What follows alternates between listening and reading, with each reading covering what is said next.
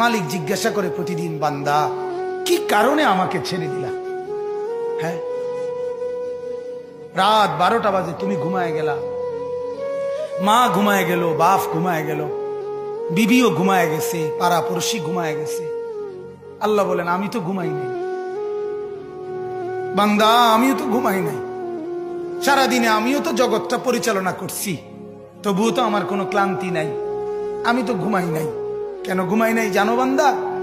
রাতের 2টা বাজে যদি তোমার পেশাব করতে হয়, রাতের 3টা বাজে যদি তোমার দরজা খুলতে হয়, তখন যদি তোমাকে উঠতে হয়, আর আমি যদি ঘুমায় যাই বান্দা, তোমারে চোখ মেলে দিবে কি?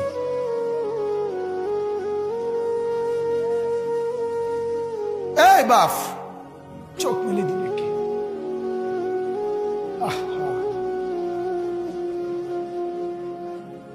আল্লাহ আমাদেরকে মাফ করে। কোরআনুল কারীমের মধ্যে আল্লাহ তাআলা বলছে ওয়াহুয়াল্লাযী ইয়াতাওয়াফফাকুম বিল-লাইল। কোরআনে আল্লাহ বলে, বান্দা শোনো, প্রত্যেকটা মানুষকে রাত গভীরে যে ঘুম আমি দেই, সেটা ঘুম না, আমি ওয়াফাত দেই, আমি মূলত মৃত্যু দিয়ে দেই। আবার আমি দয়া করে একটা নির্দিষ্ট সময় পরে চূড়ান্ত মৃত্যু দেব বলে আমি আবার সেই হায়াত সকালবেলা যখন জাগতে শুরু হয় তখন আমি ফিরাই দেই, ফিরাই দেয় আল্লাহ। এমনও মানুষ আছে পৃথিবীতে, রাত্রিবেলা ঘুমাইছিল ভালো মানুষ, সকালবেলা আর জাগে নাই।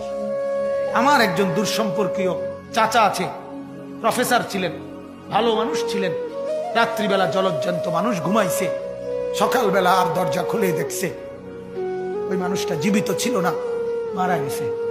হতে পারে না? হতে পারে কিনা বলেন না? তাইলে বছরের পর বছর, মাসের পর মাস, এই বাপ, বাহিরের কারো চিন্তা করে বাদ দেন। আপনারা যারা বসছেন, আপনাকে বলছি, আপনি কষ্ট করে বসছেন, রাতের 12টা বাজে, রাতের 12টা বাজে, এত কষ্ট করে বসছেন, বিনিময়ে একটু ভাবেন, একটু ভাবেন, অনুরোধ আমার, একটু ভাবেন। আজ মাঝে মাঝে মন চায় আল্লাহর বান্দা মুসলমানদেরকে বুকে জড়ায় ধরে কাঁদি যে বাপ কেন এত ভুল করছেন, আল্লাহকে কেন এত নারাজ করছেন? যার বিবি বেপর্দা, আপনি আল্লাহকে কত পরিমাণ নারাজ করাচ্ছেন। যার স্ত্রী, যার মেয়ে বেপর্দা, আপনি আল্লাহকে কি পরিমাণ নারাজ করছেন বলেন? এক কুকুর মরলে, লাশ ফেলে রাখলে যেই দুর্গন্ধ ছড়ায়, সেই দুর্গন্ধে অল্প কিছু মানুষের কষ্ট হয় কিছুক্ষণ, কিন্তু এক নারী বেপর্দা হাঁটলে যে যুবকগুলোর চরিত্র নষ্ট হয়, সেই নারী এক মরা লাশওয়ালা কুত্তার চাইতেও বেশি দুর্গন্ধ ছড়ায়। কুকুরের দুর্গন্ধ এত বেশি ছড়ায় না, বেপর্দা নারীর দুর্গন্ধ যে পরিমাণ ছড়ায়।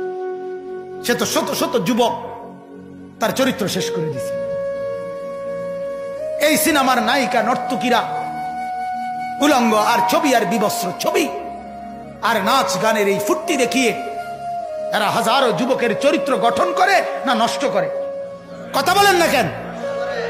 এজন্য আমার শায়েখ আল্লামা মুফতি মুশতাকুন নবী সাহেব বলে, হাজারো মানুষের জীবন নষ্ট করে যে, এজন্য তার জীবনে কখনো সুখ ধরা দেয় না।